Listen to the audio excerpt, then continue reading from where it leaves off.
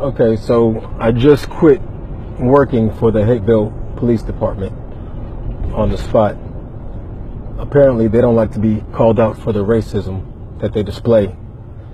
The chief of police there doesn't believe that one of his sergeant making the statement that 4 black teenagers in a car is a car full of suspects.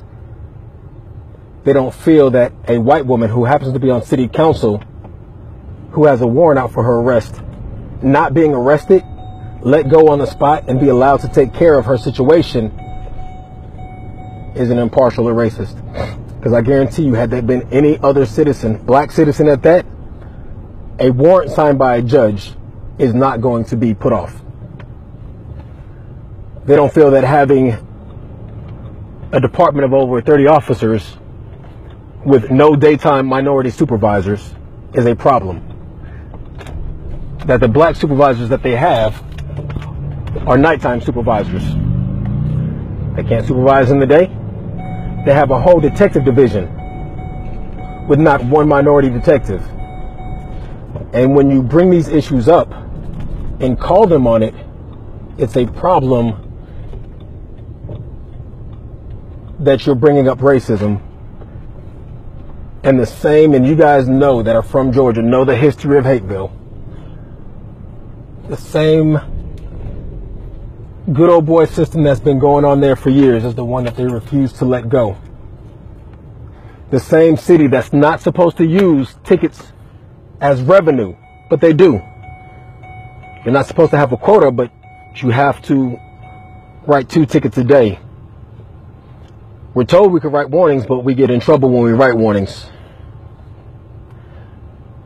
The issues that are taking place in law enforcement, I've done my best at this particular small department to make changes. But the truth is, some of them, unfortunately, will not change. When you have a black officer leave your shift because of him being made to feel uncomfortable, but you do nothing about it. You have a black officer that's about to start, and 2 days before he starts, the same white officer that made the comment about a car full of suspects makes the same comment, he better be glad I'm not his FTO, which is a field training officer. The same supervisor unknowingly made a smart remark about Martin Luther King Day, not realizing that there's a black officer right next to him or behind him. These type of things that are tolerated. And when you bring them to the supervisors and to the chief, he decides that he wants to be upset with you for bringing these issues to light. There's a lot of things wrong with a lot of these smaller departments. There's a lot of good things.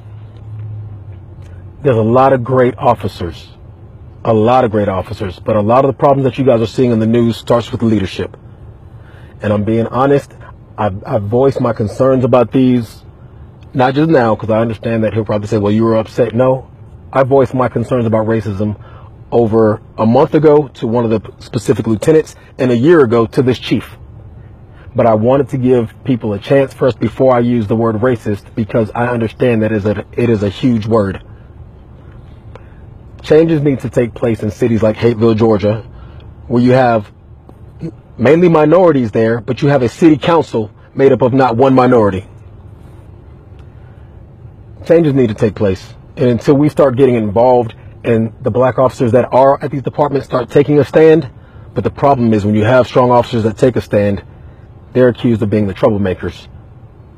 Ask anybody that's ever worked with me on the road or any citizen around Hateville or Clayton County how I was as an officer. I'm always fair, I'm always playful, I'm always silly.